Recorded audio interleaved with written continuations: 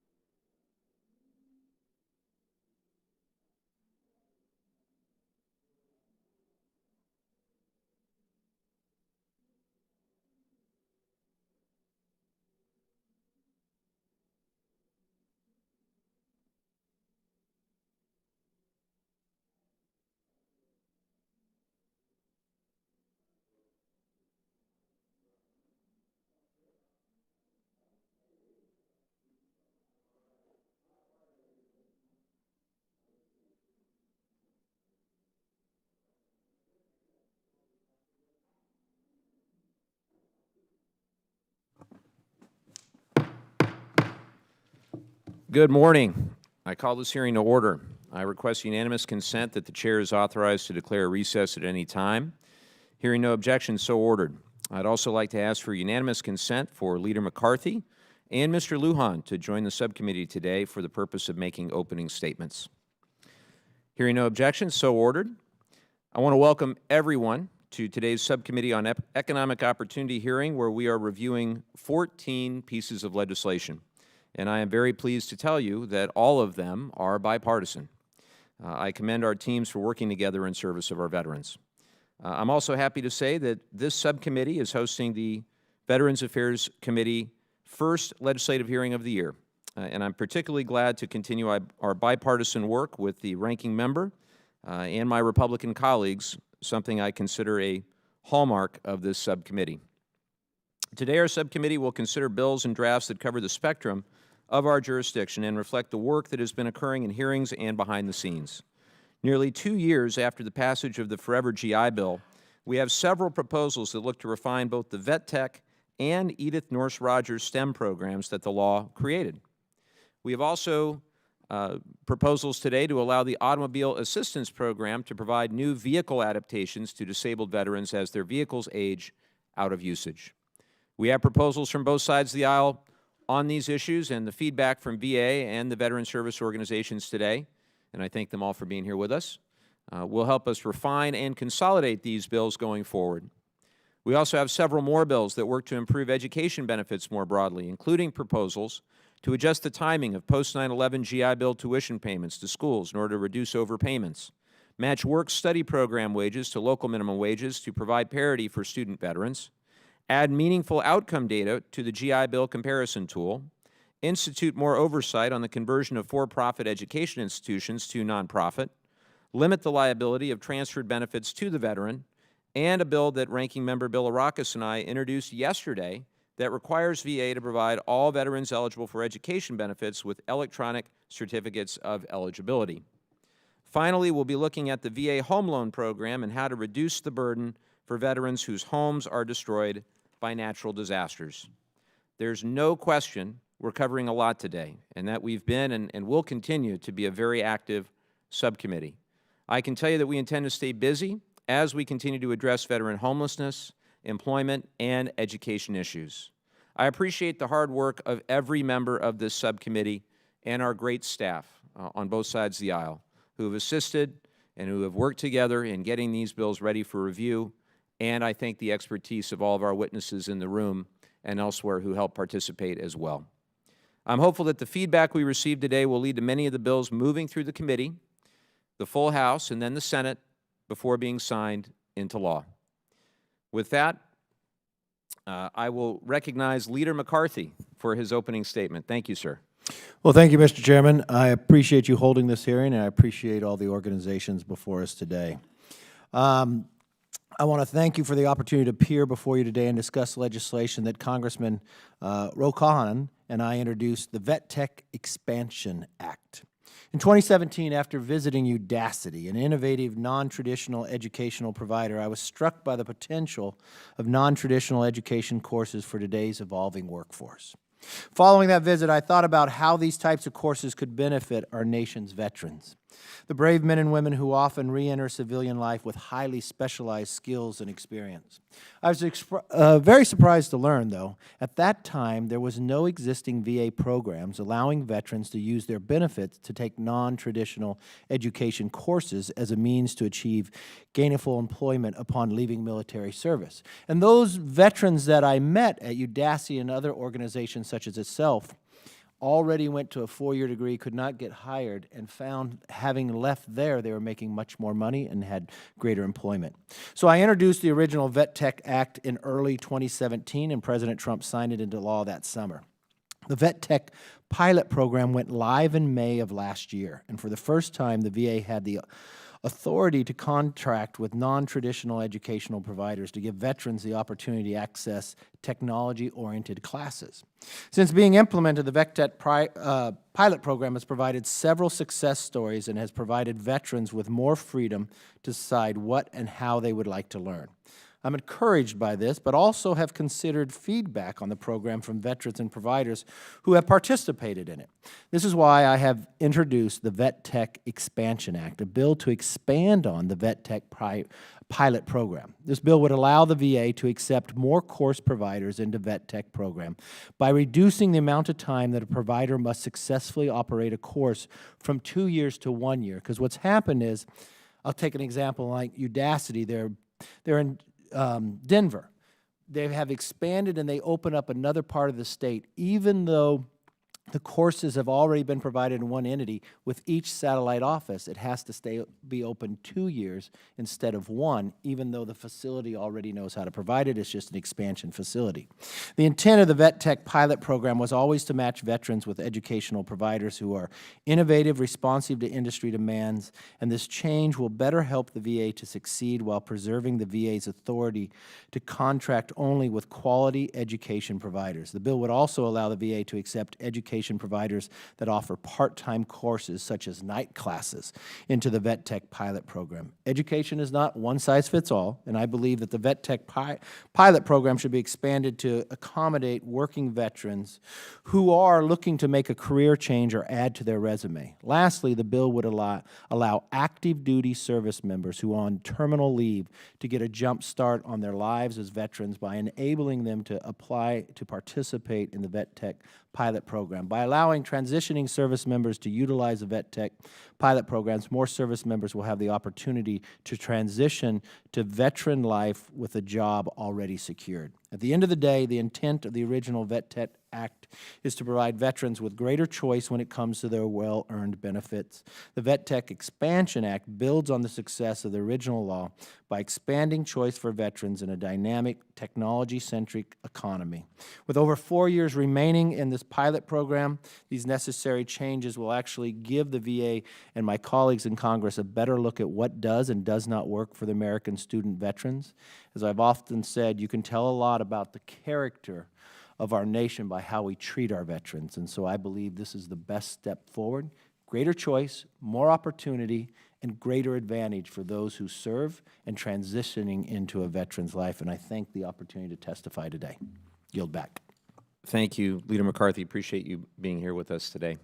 I have a number of my colleagues who are introducing and speaking the legislation that they've led, and I will defer to a few of them for opening statements, and I'd like to start with Ms. Luria. Thank you, and thanks for allowing me to introduce this draft legislation and to speak today. And I thank all the veteran service organizations and representatives for the VA who are appearing today to discuss our ideas for legislation to improve service to our veterans. My bill, the GI Bill Comparison Tool Data MOU Act, would help veterans get the information they need to choose the best educational option for them. My bill would direct the VA to enter into a Memorandum of Understanding, or MOU, with the Department of Education and the IRS to share student outcome data for inclusion in the GI Bill Comparison Tool website.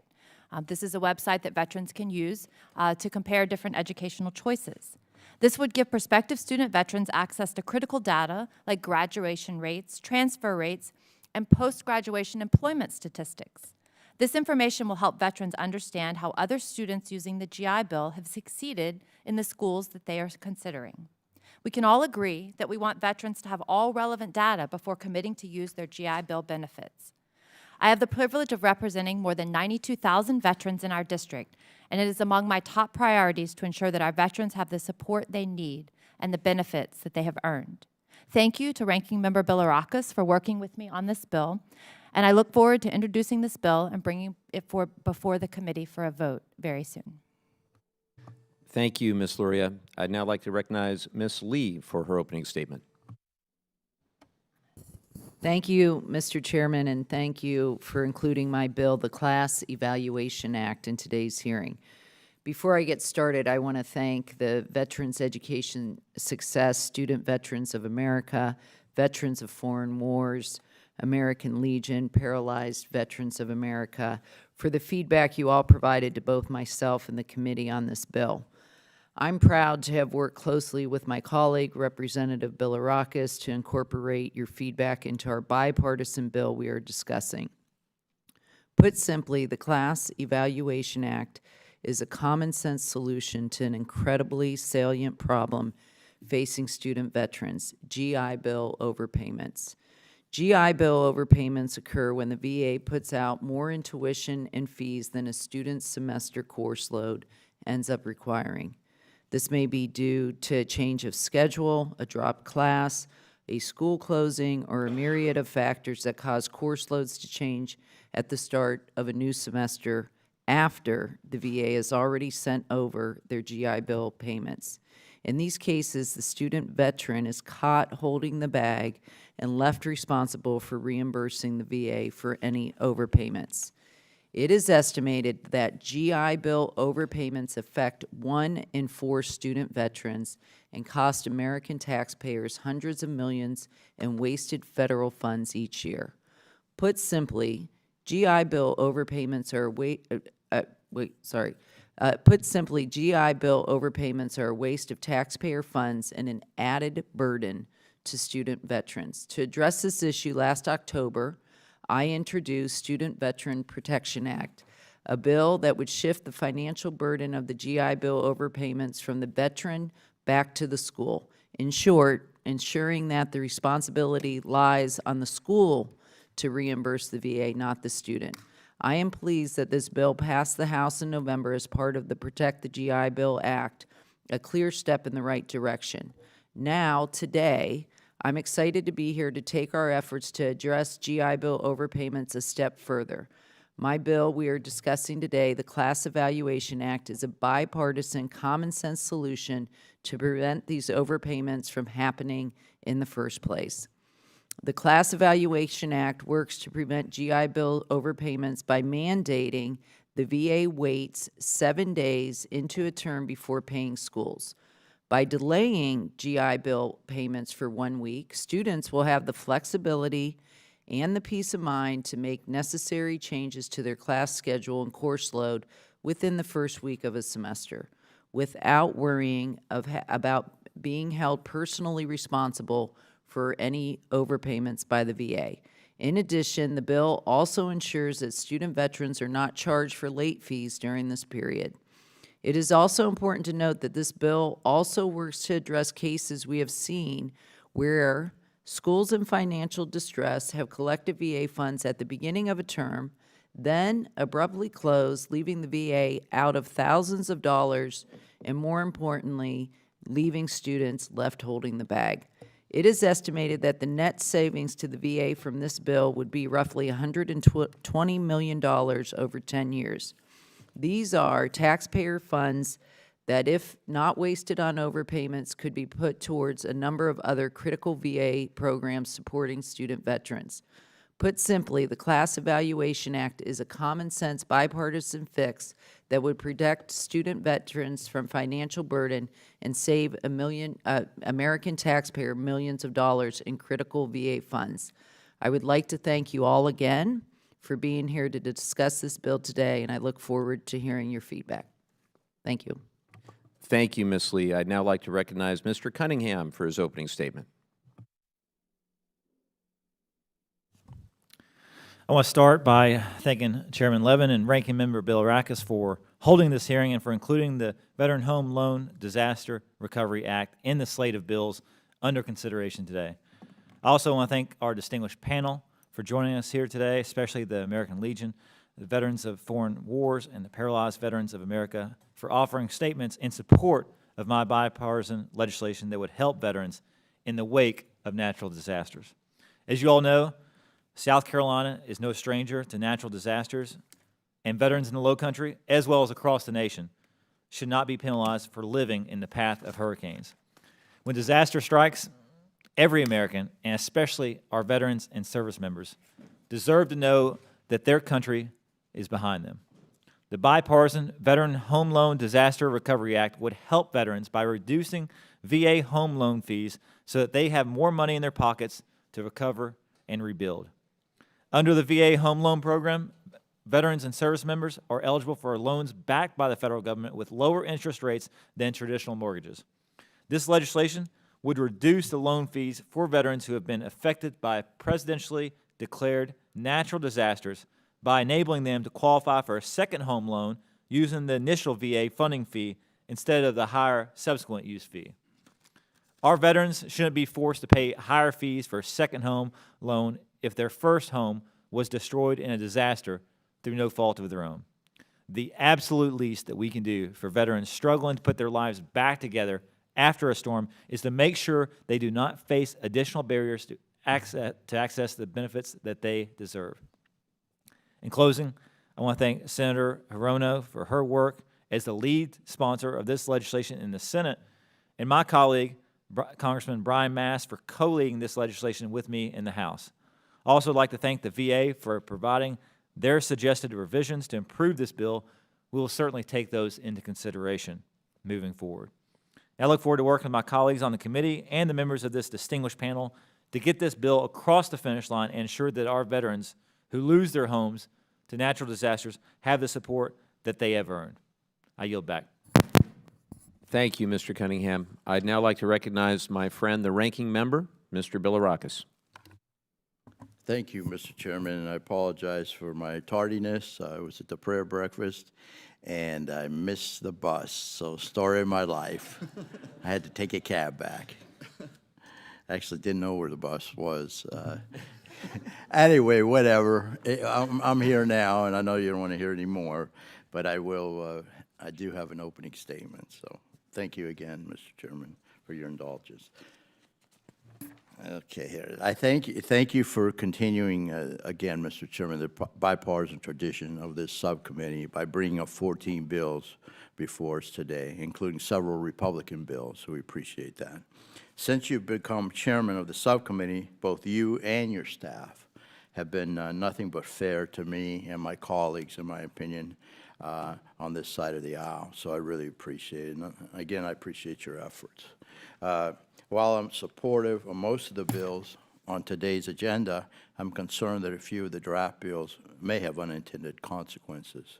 One of the draft bills on the agenda would extend new rules to accredited and GI Bill-approved schools that convert from a for-profit tax status to a nonprofit tax status.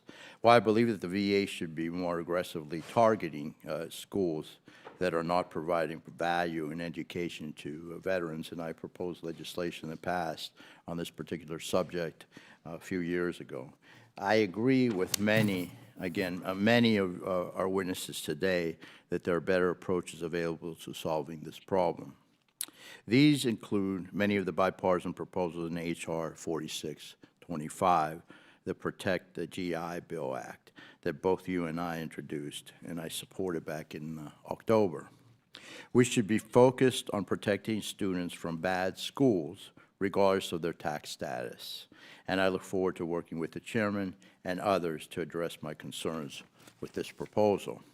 Mr. Chairman, I'd also like to thank you for including my bill, H.R. 5750, the Streamlining GI Bill Processing Act of 2020, which would require VA to modify their IT systems so a GI Bill student would be able to access their certificate of eligibility for GI Bill benefits online. The need to allow students to access their certificate of eligibility online has brought to this to the subcommittee's attention by, again, the field hearings, the staff as well. So we've had the regional hearings, and we've also talked to the processing offices. Subcommittee staff was told that this has been a continual request from VA field staff, but the changes have understandably been delayed due to the Forever GI Bill IT updates. I'm confident that while there are IT costs associated with making this change, my bill will end up saving the government money and mailing and staff costs.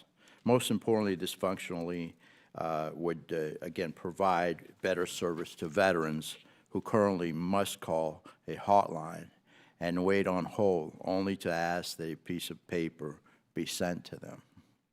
I'm also supportive of the bills that make changes to provisions of the Forever GI Bill, especially Leader McCarthy's bill on expanding access to the Vet Tech pilot program and Representative Barr's bill to improve the STEM scholarship.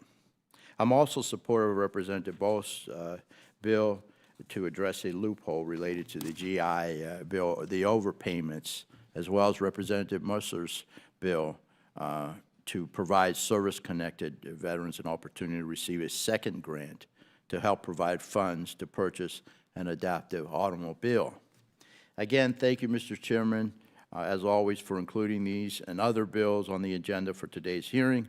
I look forward to hearing from our colleagues and the panel about the bills before us here today. Thank you, and I yield back. I thank the ranking member and always appreciate the opportunity to work together on this subcommittee in a spirit of bipartisan collaboration. I think our last opening statement, certainly not our least, is from my friend from New Mexico, Mr. Lujan. Thank you for joining us. Thank you, Mr. Chairman, and I want to thank Chairman Levin and Ranking Member Bilrakis for the opportunity to speak on my legislation, the Wage Adjustment for Veterans Enrolled in School Act, also known as the WAVES Act. And I want to join each and every one of my colleagues of thanking the members of the panel for being here today, representing the United States Department of Veterans Affairs, the Veterans of Foreign Wars, the American Legion, Student Veterans of America, and Paralyzed Veterans of America. Thank you all for being here today. Congressman Jimmy Gomez and I introduced this legislation to provide a simple but necessary fix to the Department of Veterans Affairs work-study allowance. Our legislation, which has bipartisan support, will ensure veterans, reservists, and their family members are paid fairly for their work when using education benefits and the VA work-study program. Today, the program requires that student workers receive the state or federal minimum wage, whichever is higher. But the law doesn't take into account that many local areas set their own minimum wage. As a result, there are 44 localities in 11 states where student veterans are paid below the local minimum wage, 5 of which are in my home state of New Mexico. This just isn't right. It doesn't make sense. Veterans, reservists, and their families sacrifice for our country, and I think we can all agree that when they return home to get an education, they should be paid fairly as part of this program. Mr. Chairman, my constituents are frustrated, and we've heard from constituents across the country. How can student veterans afford to work in their school's veterans office when it pays less than any minimum wage job in town? That's what this comes down to. This is not a minimum wage issue. This is a veteran equality issue. And there is a precedent. Students participating in the Department of Education's federal work-study programs are paid at least the federal, state, or local minimum wage, whichever is higher. Veterans using the VA's work-study program deserve no less. We just want equity and parity here. The VA work-study program is vital to the successful transitioning of veterans to civilian life. It gives them civilian job experience and a steady source of income while allowing them to remain in school and focus on their studies and take advantage of the VA work-study program. Let's ensure that veterans have the opportunities that they deserve and that they have earned to build a successful future. It's time that Congress close this loophole and ensure student veterans are being paid fairly for their work. Thank you for considering the WAVES Act here today, and I ask all my colleagues for their support and for our student veterans. Thank you very much, and I yield back. Thank the gentleman from New Mexico for joining us today. Appreciate all of my colleagues' opening statements and their leadership on these issues. And with that, it's my pleasure to introduce today's witnesses. First, we have Ms. Charmaine Bogue, Executive Director for Education Services and the Veterans Benefits Administration. Nice to see you. Ms. Bogue is accompanied by Laureen Carson, Deputy Executive Director for Public Policy and Procedures, actually Policy and Procedures in the Compensation Service at VBA. Thanks for being here. Next, we have Patrick Murray, Deputy Director of the National Legislative Service for the Veterans of Foreign Wars. Always good to see you. Next is John Kamen, Assistant Director of the National Veterans Employment and Education Division for the American Legion. Thanks for being here. Followed by Justin Monk, Policy Associate for the Student Veterans of America. Good to see you. And Mr. Monk, I understand it's the first time testifying before Congress, so I welcome you to the subcommittee. Great to have you here. And finally, we have Morgan Brown, National Legislative Director for the Paralyzed Veterans of America. He's an experienced subcommittee member by now, so thank you for being here. Thank you all for joining us today. As you know, you'll have 5 minutes, but your full statement will be added to the record. And with that, I now recognize Ms. Bogue for 5 minutes. Thank you. Good morning, Mr. Chairman, Ranking Member Bill Arakis, and other members of the subcommittee. Thank you for the opportunity to be here today to discuss legislation pertaining to the programs and services offered by VA. Accompanying me today is Lorraine Carson, Deputy Executive Director, Policy and Procedures of Compensation Service. We are pleased to see several draft bills on the agenda that would make changes to VA's high technology pilot program, VETTech. Since launching the program, we've issued more than 7,000 certificates of eligibility. VA supports the proposed bills that would require VA to give preference to providers that offer tuition reimbursement to apprenticeship and reserve members, and expands eligibility to members of armed forces on terminal leave. VA supports the intent, but has significant concerns with the draft bill that would expand eligibility to an individual who would become an eligible veteran within 180 days of VA making such determination. VA will be happy to work with the committee staff in order to ensure that the bill is clear and accomplishes the desired intent. VA supports the draft bill to clarify certain eligibility requirements and expand eligibility for the Edith North Rogers STEM Scholarship. Since launching the STEM program this past August, we have received more than 10,000 applications and awarded almost 800 scholarships. VA also supports legislation that would expand eligibility under the STEM scholarship to certain individuals enrolled in a medical residency program. However, there appears to be an error in the bill. As written, the bill would grant eligibility to an individual who's earned a post-secondary degree in a STEM field and is enrolled in a program of education or medical residency program leading to a teaching certification. We interpret the intent to be to grant eligibility to individuals either enrolled in a program of education leading to a teaching certification or a medical residency program. VA requests the bill language be amended to provide clarification. HR 5052 would change the definition of the term applicable hourly minimum wages to include the hourly minimum wage under comparable law of the local government. Provided that Congress appropriates necessary funding, VA supports this bill as it would ensure work-study students receive the highest possible wage. Another bill would require VA to enter into a memorandum of understanding with the Department of Education and Internal Revenue Service that would require both agencies to provide VA with student outcomes.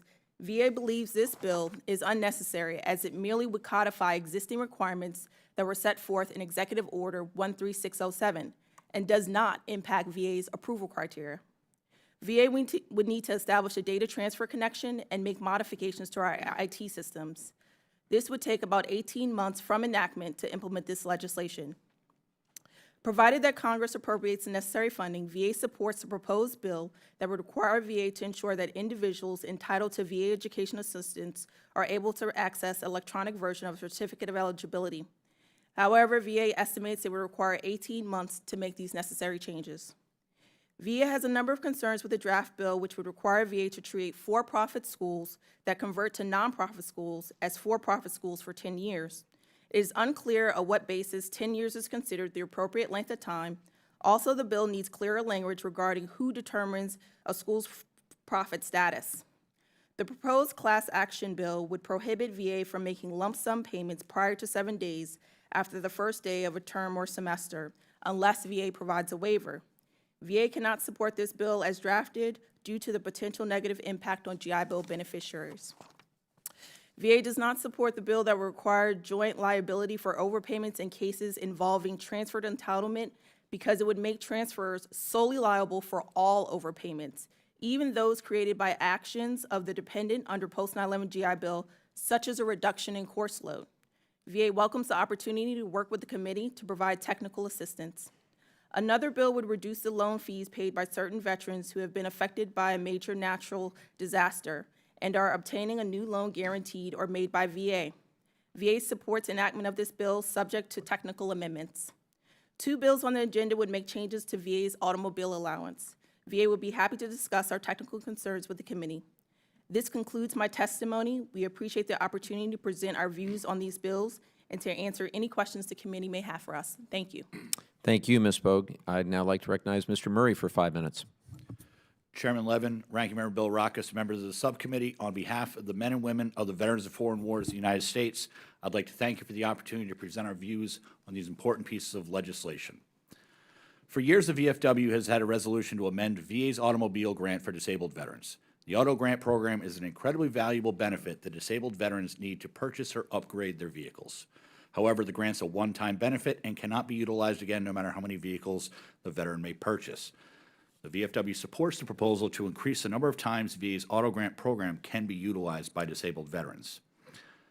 The auto grant proposal seeks to increase eligibility for once every 10 years. The VFW feels this proposal is a step in the right direction. However, ultimately, the VFW would like to see VA's auto grant program available for veterans to use for each new lease or purchase or every 5 years, whichever comes first. With the rapid advancement of automobile efficiency and safety technology, the VFW feels disabled veterans should be able to utilize these grants in order to stay up with emerging automobile advancements. The VFW is a strong supporter of the GI Bill comparison tool and supports this proposal to add information to this valuable platform. While the GI Bill comparison tool has important information for students on it, and it could always use more information such as student loan debt and accurate graduation rates, the tool itself, we feel, needs significant overhaul before it can be truly reliable. The current comparison tool and complaint system does not have the best current information about schools displayed on the tool. Old information and complaints exist on the tool, and there's no formal process for removing negative information. Even if VA enters into multiple data sharing agreements with other agencies, the GI Bill comparison tool will never be fully accurate unless there's a system in place to remove old data in order to ensure the most current information is the most accurate. In order to do this, the VFW recommends a thorough review of the entire comparison tool and propose to overhaul the platform with proper IT resources in order to make the tool a living comparison tool that student veterans can rely on at any time. Regarding Vet Tech, the VFW supports all three proposals to make changes and improvements for the Veteran Affairs High Technology Education Pilot Program, known as Vet Tech. Expanding Vet Tech eligibility for service members still on active duty but on terminal leave would hopefully decrease the number of veterans who face employment gaps after transitioning off of active service. Service members are allowed to participate in certain employment training while in the Skill Bridge program before separation, and adding Vet Tech to an option like that should benefit service members looking for careers in high technology jobs.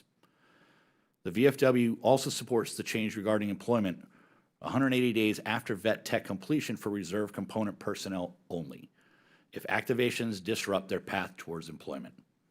We understand that an individual might have difficulty obtaining employment if they're being activated, and we don't think a Vet Tech program they participated in should be negatively marked because of involuntary orders.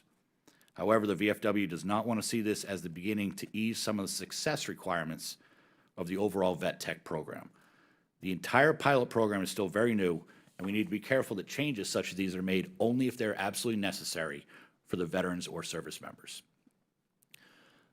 Finally, the VFW also supports the proposal to alter the requirements for students looking to participate in this program on a part-time basis. The VFW sees this as an important proposal for participation and views this solution as an opportunity for a larger discussion about veteran education and employment programs.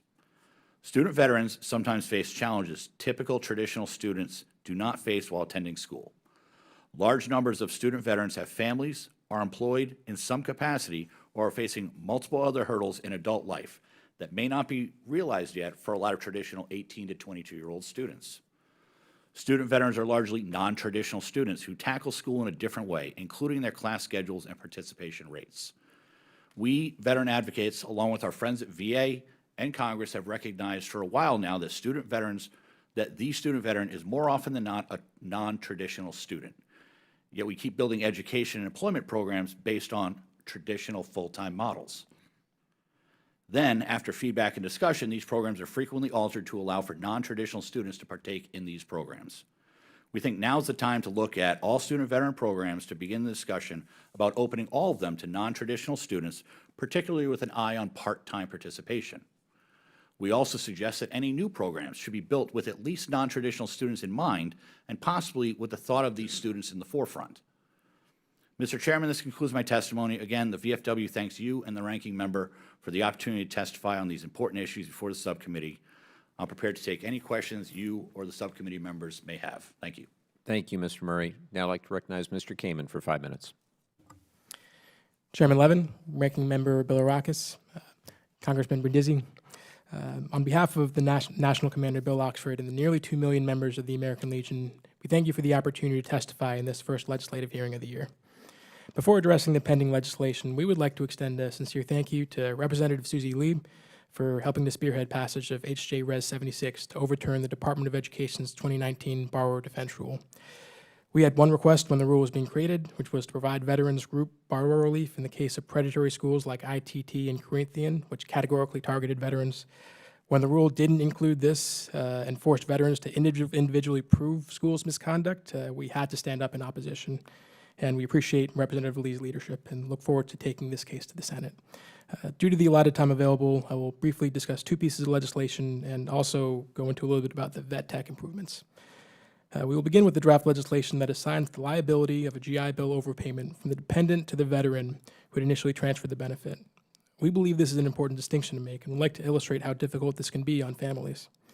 The American Legion was recently made aware of a case of a service member who completed the transfer of GI Bill to his daughter with his chain of commands sanction prior to discharge.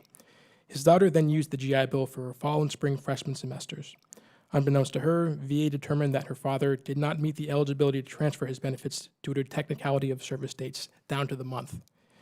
As a result, VA revoked his daughter's GI Bill and sent her a debt collection notice for the previous fall and spring tuition.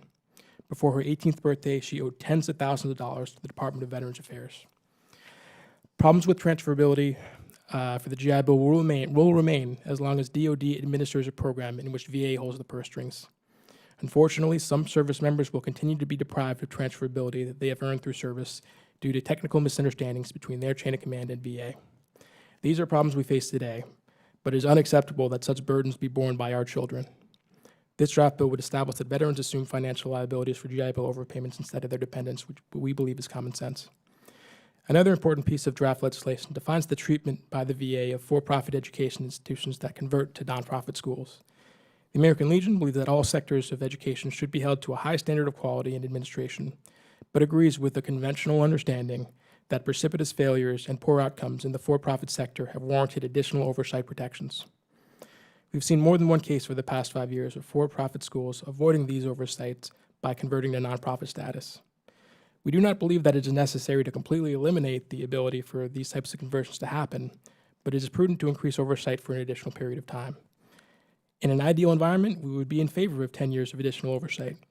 However, in the present condition, given the cost that oversight and the other federal and state agency coordination, that means accreditors, Department of Education, IRS, we question the capability of maintaining this oversight for 10 years.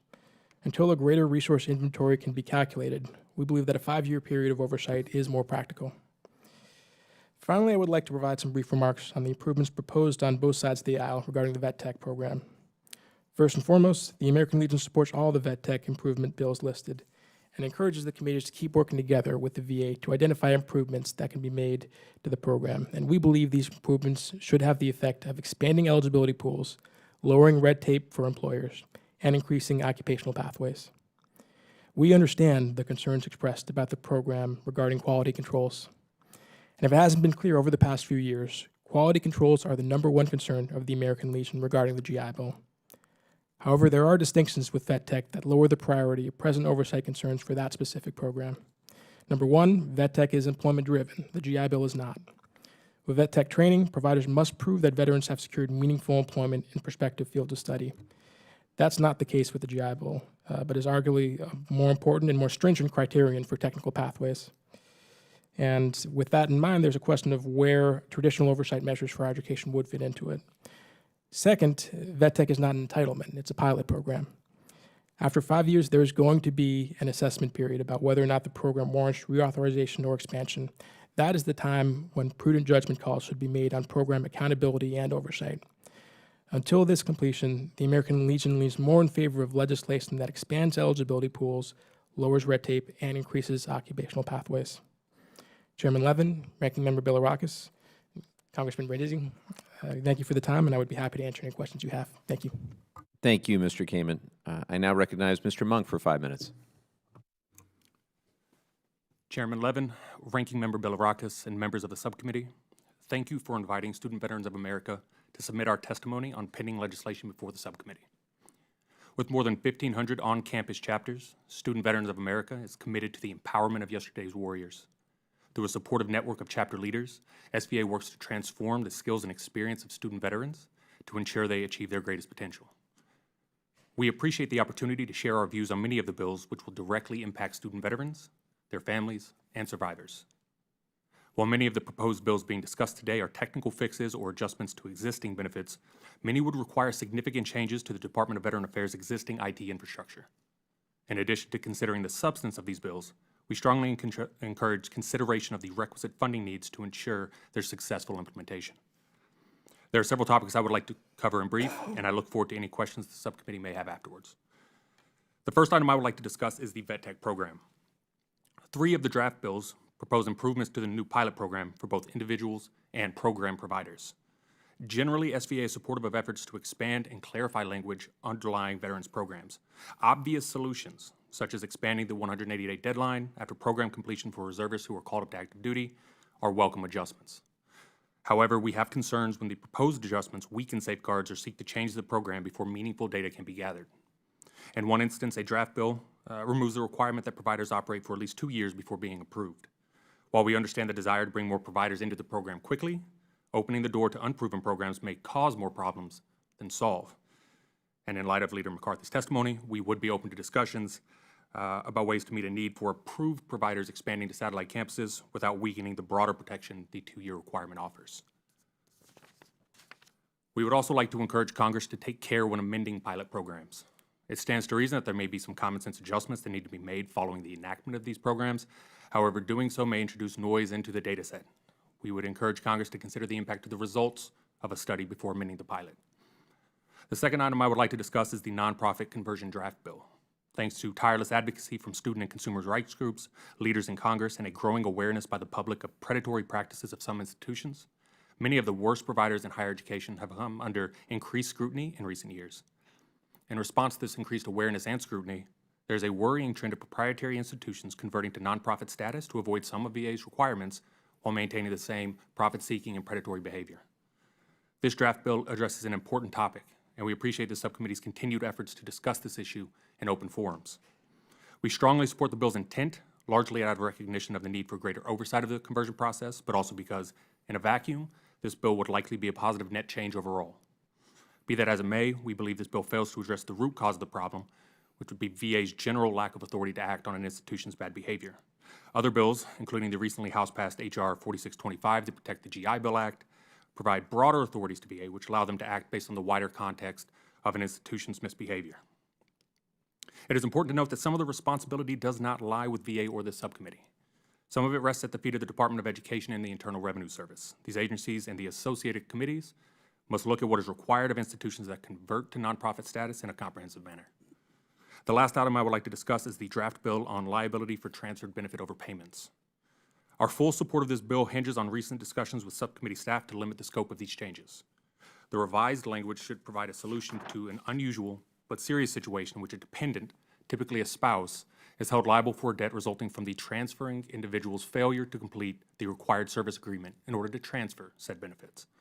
As this debt is caused entirely from the behavior of the veteran, and the dependent uses the benefit in good faith, as well as cannot possibly fulfill the obligation themselves, the liability should rest wholly on the shoulders of the veteran. We would like to thank subcommittee staff for their willingness to listen to our concerns and revise the language to more accurately apply only to a specific subset of dependents. We would also like to recognize the overarching need for increased VA IT resources to enact many of the proposed solutions here today. We cannot pound on the table for change with our left hand while our right withholds the money required to achieve it. We hope to work with this subcommittee and any relevant stakeholders to better meet the needs of student veterans and VA. Thank you for your time, attention, and devotion to the cause of veterans in higher education. I look forward to your questions. Thank you, Mr. Monk. You're now a pro at testifying. With that, I'd like to recognize Mr. Brown for 5 minutes. Thank you. Chairman Levin, Ranking Member Bilirakis, and members of the subcommittee, Paralyzed Veterans of America would like to thank you for the opportunity to discuss views on pending legislation that impacts the Department of Veterans Affairs today. My written statement covers our positions on several bills, so I'm going to limit my comments to the ones that directly affect our membership. beginning with the discussion draft that would reduce home loan fees paid by certain veterans. This bill reduces fees paid by those affected by major disasters and allows a veteran's next home loan following the disaster to be treated as an initial loan. PVA wholeheartedly supports this effort to help veterans who have lost their homes to a natural disaster. We are particularly pleased that this committee is considering legislation that could help catastrophically disabled veterans meet their transportation needs. We thank Representatives Cisneros and Muser for drafting the two pieces of legislation being considered today that allow eligible veterans to receive more than one automobile grant so they can purchase reliable transportation that ensures their safety, maintains their independence, and helps them get to medical appointments. We would also like to recognize Mr. Muser for his introduction yesterday of H.R. 5761, the Auto for Veterans Act, which also would provide it's a cleaner language providing an automobile grant for these veterans. We believe that the ideal legislation is similar to H.R. 5761 that would aid veterans who received their first grant 10 years or more ago to receive a grant for a new automobile as soon as possible and allow for additional grants after a requisite period has lapsed. We would be more than happy to work with Representatives Cisneros and Muser, as well as the committee staffs, to craft a single bill that captures the positive aspects of all these bills into one. The rate of VA's current one-time grant for eligible veterans to purchase their initial vehicle is presently $21,488.29. Unfortunately, the cost to replace a modified vehicle is very high, and the veteran bears much of this cost themselves. And I want to give you a quick example. A PVA member bought a replacement vehicle late last year. They traded in their previous vehicle, which they bought in 2011, for $38,000. They received $14,000 in trade-in value towards the purchase of a new vehicle. The make and model that they purchased was very practical, and they had a base sticker price of $33,000. They ended up spending around $49,000 with all the add-ons that included some of the modern assistive technologies that you see on TV. When they subtracted the amount they received from the trade-in, as well as the adaptations that were reimbursable by VA, this catastrophically disabled veteran wound up paying about $32,000 out of their pocket towards this vehicle. Fortunately, they had the means to do so, but many of our members do not.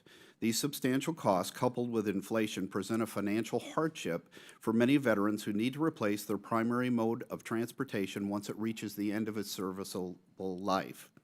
Since vehicles do not last a person's lifetime, veterans should have the ability to purchase a vehicle once every 10 years without having to shoulder the burden of the entire cost themselves. Another factor to consider as you deliberate if more than one grant is warranted is a veteran's physical condition. Younger veterans who are injured may retain or be able to recover a fair degree of their strength and mobility after the injury that makes them eligible for the grant program. A car may be suitable for these veterans at this point in their lives, but the reality is that eventually their physical condition will deteriorate and their transportation needs will change. There are safety aspects in the need for additional grants as well, because the high cost to procure replacement vehicles, many veterans retain vehicles well beyond their reliability point, which places them and those around them at risk when the vehicle they are operating is unsafe or unreliable. If given the chance for a second or subsequent grants, veterans may be inclined to take advantage of some of that new assistive technology that is currently being developed with great regularity. So in closing, we ask Congress to establish multiple automobile grants for veterans to use once every 10 years, equaling the current grant maximum in effect at the time of the vehicle replacement. We thank the subcommittee for this opportunity to express our views, and I welcome any follow-up questions you may have. Thank you, Mr. Brown. Appreciate your testimony and testimony of all of our witnesses. With that, I'd like to turn to the question portion of the hearing, and I'd like to recognize myself for 5 minutes to begin. And I'd like to start by, again, thanking Ranking Member Bilirakis for partnering with me to introduce the Streamlining GI Bill Processing Act, which I'm glad each of today's witnesses support. Ms. Bogue, you noted that implementing this legislation would require modifying VA's existing IT systems And I just want to reiterate my commitment to you and to my colleagues to make sure that we do make those necessary investments in the VA's IT infrastructure to improve and to deliver benefits efficiently. Also looking forward to working with my colleague, Ms. Lee, who was here, who chairs the Technology Modernization Subcommittee. In your testimony, you mentioned that it could take approximately 18 months to provide electronic certificates of eligibility. And as far as I know, and I've been to Muskogee, Oklahoma, and taken the tour and seen how some of this works, the data of who is eligible currently exists, the data of those eligible for those benefits in the database. Why would it take 18 months to increase the functionality to allow electronic copies of certificates when you already have all the data? So thank you for that question. So one aspect of that, it does include the acquisition process as well. So we would need to make sure that we have a vendor in place in order to build in that functionality. The other aspect is the way that particular bill is written. It applies to all our education programs. So when you're talking all education programs, only the post-9/11 GI Bill is managed through the long-term solution. All the other education programs are managed in other systems. Across that space, there's 23 systems. So you'll need to be able to build the rules across those systems in order to feed into one avenue in order to spit out that certificate of eligibility. So yes, you are correct. We have the information, but we'll need to build the rules and build that centralized source in order to spit out that certificate of eligibility for someone. I would also like to state that today we do provide something similar to the certificate of eligibility. It's called the Statement of Benefits. That is available on va.gov for students. They can download that information today without calling us, and they'll be able to get the latest information of how much entitlement they have remaining associated with their education benefits. Appreciate that. If there's anything that we can do to work with you to try to speed that up, obviously I think it's in the interests of our veterans to get that certificate without delay, and I look forward to working towards that. I wanted to shift gears to the for-profit conversions discussion draft. And in your written testimony, you state, Ms. Bogue, that there's some ambiguity regarding when institutions convert from for-profit to nonprofit, and that the Department of Education and IRS have different standards regarding when and how these institutions are classified. So would it be easier for VA to mirror the determinations of the Department of Education when determining an institution's for-profit or nonprofit status? Thank you for that question. So when it comes to, we're still doing research in terms of which is the better option of IRS or Department of Education, but we do know it is important to pick one as the authoritative source. We've seen in the past where there's been a definite conflict between the two agencies when it comes to that authoritative source. But the other aspect that I want to pivot to as it relates to this particular bill, it does not change our compliance requirements as it relates to oversight for that 10-year period. Our compliance requirements are the same for for-profit schools and nonprofit schools. There's nothing also in there as it relates to disapproval of a program if they're in violation of anything along the way during that process. So there's some other aspects to this bill that we would like to be able to work with you and your staff on to get it to the place that you would like it to be. Thank you. I appreciate that, and we look forward for the opportunity to do that working with your team at VA. Mr. Brown, in your testimony, you expressed the need for automobile adaptive equipment grants to be renewed every 10 years. Appreciate that. Can you elaborate on the necessity for these adaptations in relation to a veteran's mobility and health as they age? Sure, certainly. And in fact, I'd like to refer back to the individual that I spoke of that purchased the replacement vehicle, because he's actually an ideal example. He's currently confined to a wheelchair. He's a paraplegic. So he has upper body strength in it, which allows him to get in and out of the vehicle.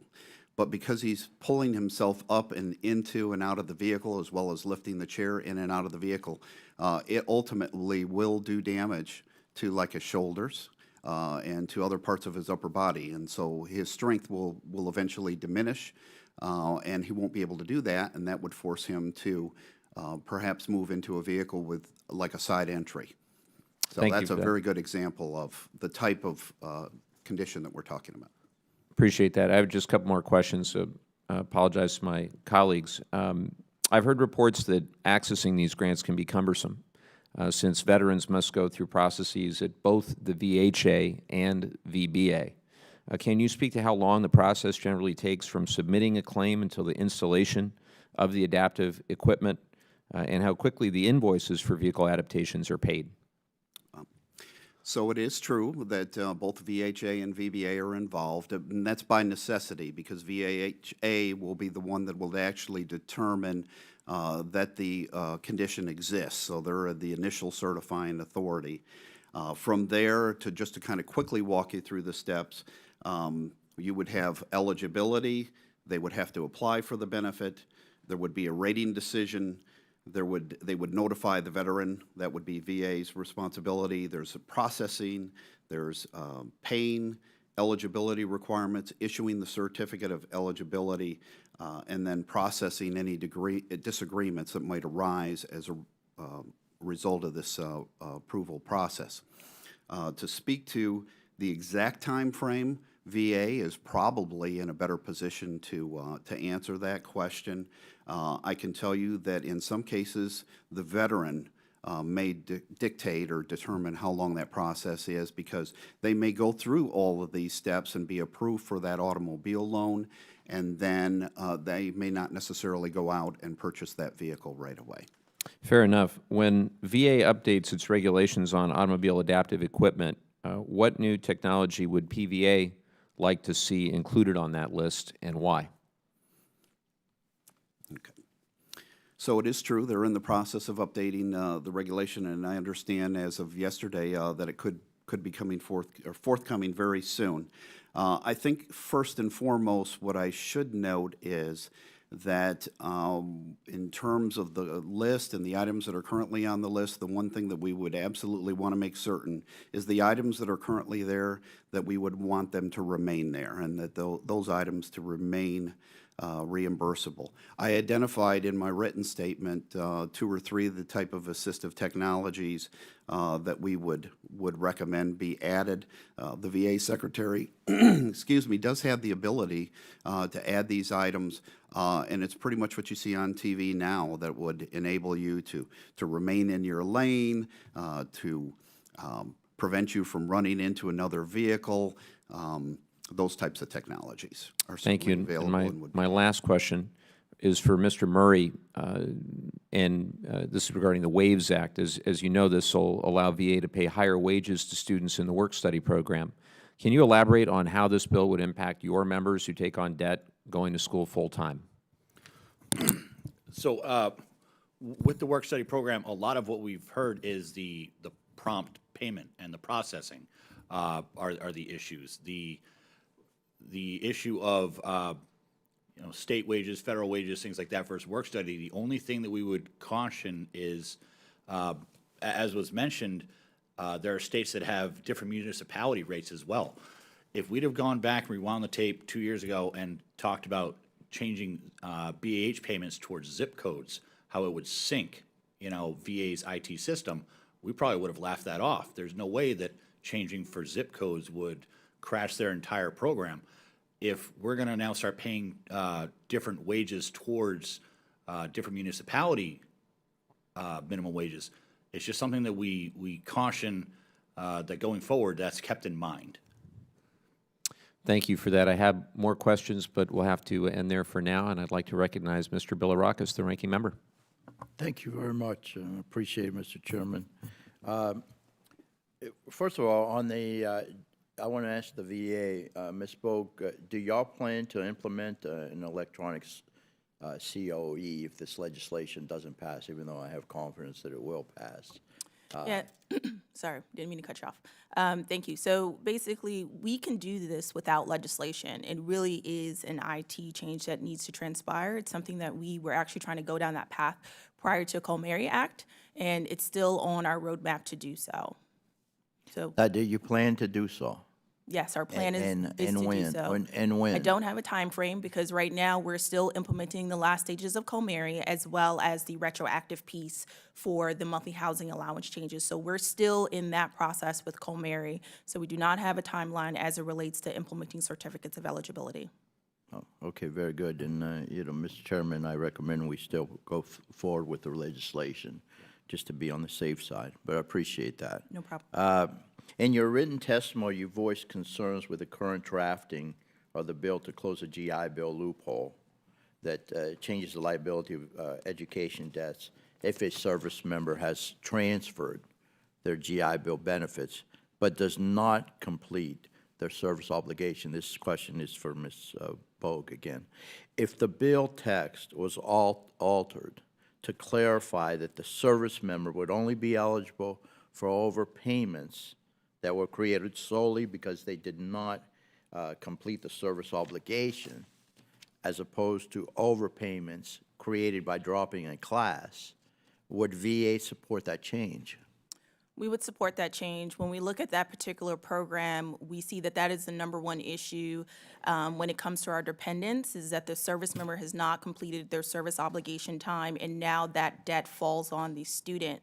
The law is actually silent right now on that issue, and we were trying to work with our general counsel on how to implement something by policy in order to transfer that debt to the service member versus the dependent. So we would appreciate a statutory fix in order to make that clear. Okay, thank you. Mr. Murray, please tell us more about why you believe we should ease some of the restrictions on those who can use the vet tech pilot and the legislation, of course, that the Minority Leader McCarthy spoke of this morning.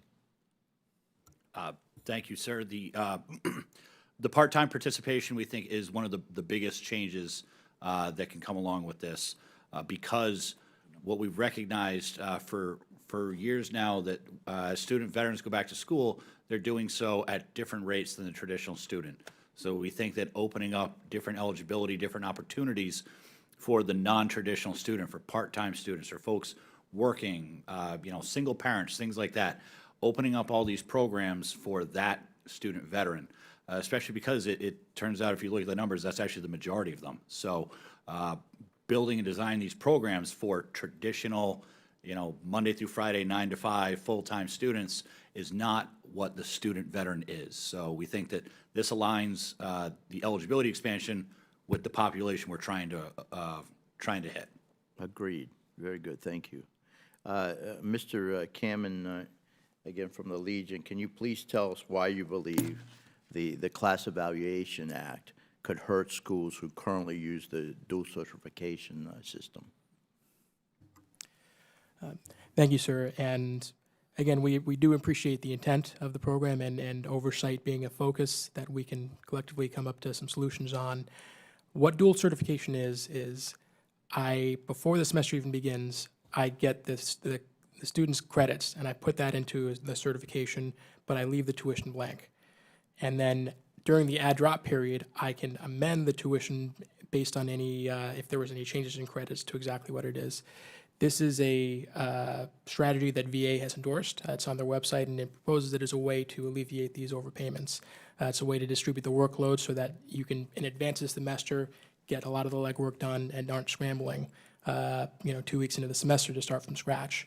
And we worry that this act would eliminate that possibility and force school certifying officials 2 weeks into the middle of the first semester to certify everything all at once. And additionally, most schools begin for 4-year programs in the last week of August. And so it might not seem like much, but that 1 or 2 week period of BEH you get at the beginning of September matters a lot. And if schools have to wait 2 weeks before doing it, that would effectively be eliminated in terms of that first increment of BAH. So again, we support the intent, but as long as dual certification is a best practice, we would like that to be maintained. Very good. Thank you very much. And yeah, that's why we have you here. And I appreciate what you're doing. And you tell us how how it truly impacts the veteran so that we can write good legislation to their benefits. Everyone has good intentions. So thank you very much, Mr. Chairman. I'll yield back. Thank the ranking member, and I'd like to recognize Mr. Brindisi for 5 minutes. Thank you, Mr. Chairman, and I want to thank the chairman and the ranking member for holding this hearing today, and I'd like to thank our witnesses for testifying. I think it's essential that we hear from our VSOs when considering legislation to help our nation's veterans, so thank you all for being here. I'd also like to thank Congressman Muser for introducing the Advancing Uniform Transportation Opportunities for Veterans Act with me. Our bill will expand the VA's automobile grant program to allow eligible veterans to receive $20,000 or more in assistance every 10 years to replace their vehicles, which are often outdated with adaptive equipment. We believe this is a worthy program that assists veterans every year who have sacrificed so much for our country. These vehicles are adaptive equipment and are essential for these veterans to go to work, attend school, visit family, and maintain a life of mobility. Expanding this grant program to allow these veterans to replace their vehicle after a 10-year period, to me, is just common sense. So just a few brief questions. Mr. Brown, perhaps, can you speak more to the importance of this grant program and special adaptive equipment grants in helping veterans with disabilities?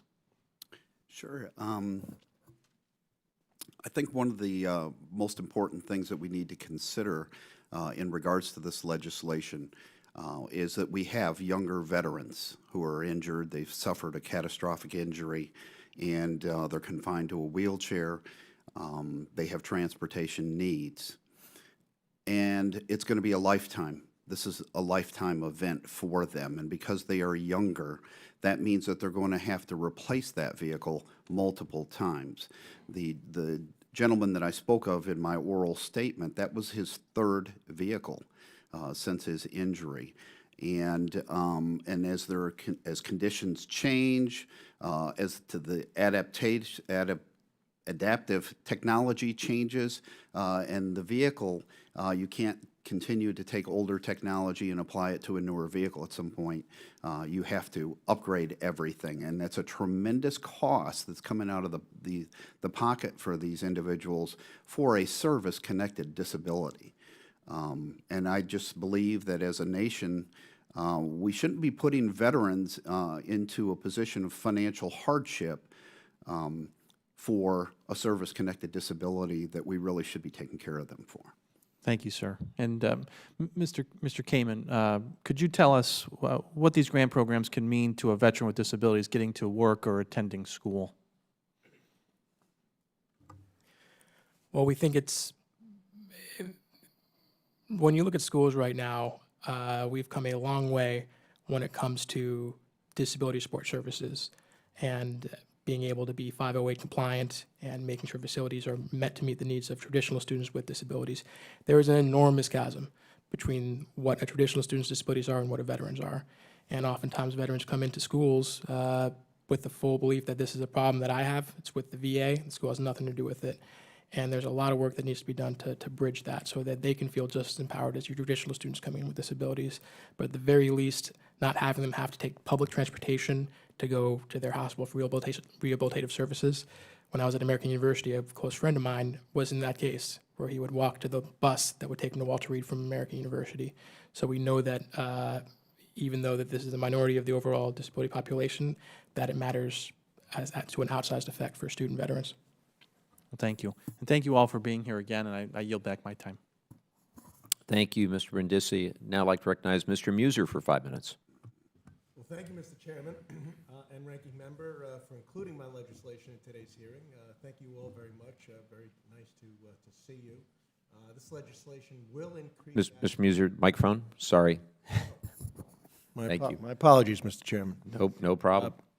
I'll start from the beginning. Thank you, Mr. Chairman and the Ranking Member, for including my legislation in today's hearing, which will increase access to the VA's automobile grant program. I certainly want to thank Mr. Brindisi very, very much, and the PVA for leading this effort with me. The VA's, as you were just stating, Mr. Brown, the VA's auto grant is narrowly tailored, approximately 2,500 recipients likely, yet vitally important, extremely important, and will serve our country's most severely disabled veterans by providing them an allowance to purchase a new or used vehicle beyond the scope of the first. Certainly makes a lot of sense. The safe, reliable transportation is absolutely essential component to veterans leading healthy lives, getting to work and interacting with the community, and getting to the Veterans Administration. I have discussions with our VAs often, the one in my district, the Lebanon VA, who does the best job that they can, and the Wilkes-Barre VA, which is slightly outside my district, but have thousands of veterans in my district that go there, and transportation is a problem that we continue to need to try to solve. Increasing this frequency to veterans to use this grant program will help ease a large financial burden for the vehicle as well as any assistive devices, and continue to provide an important benefit for those most in need who have earned our such benefits and our support. So, Mr. Brown, you pretty much just answered my first question, but this program has not evolved over 60 years, more or less, perhaps as long as that. So do you think that this is enough? Do you think that this bill will do the job necessary, that will truly help thousands of veterans receive the funding they need to get the second car 10 years out? We do, sir. And just to kind of parlay a little bit onto your comment, a couple of your comments, at a minimum, your legislation addresses a key safety issue, but it also addresses an important quality life issue as well. Because the individuals, the majority of them that we're talking about, certainly the majority of the members that I represent, they can't afford, if they can't afford to modify or purchase another vehicle to modify, then they risk losing their independence. And then it becomes an issue of, where you're talking about issues of isolation, and then potentially depression, and it's a downward spiral from there. So your legislation would provide, I believe, what our veterans need the most, and that is real help, immediate help, and will keep them, preserve their independence, and keep them on the road. That's great. We thank you. Thank you, and thank you, Representative. Thank you as well, and I'm very happy to be sponsoring and introducing this. Rural areas clearly even higher impact than more suburban and certainly city dwellings, but it's important elsewhere. And I'm very, very, again, pleased to be introducing this legislation. What else can we do? What else would the Paralyzed Veterans of America feel, or any of you in my limited time here, what else can we do to make ease of access to work, to the community, to the VA, to society for our veterans? Well, your legislation opens the door, I think, for the first critical part, and that is to authorize the second grant. We still feel very strongly that vehicles should be replaced. They should be given the option to replace a vehicle at a certain period. Average wear out of a vehicle is about 11 and a half years, according to, I guess you could say, some federal sources. The reason why we chose 10 is because much of a vehicle's usable service life falls within that time frame. Sure. And there are potentially, as the chairman indicated, the possibility of including some of the modern assistive technologies that are available. I think that's a discussion that we need to have with VA, and perhaps when the new regulation comes out here in the very near future. All right, terrific. And it's an honor to work with all of you, and it's certainly an honor to serve our veterans. Mr. Chairman, I yield back. Thank you, Mr. Muser. With that, if there are no more questions, we can conclude this hearing. I want to again thank the ranking member and every member of the subcommittee, as well as the respective staff, for working together on this package of bills today in a continued spirit of bipartisan collaboration. I want to thank our witnesses for their expertise, and my other colleagues, Leader McCarthy, Mr. Lujan, for their interest as well. All members will have 5 legislative days to revise and extend their remarks and include extraneous material. Without objection, the subcommittee stands adjourned.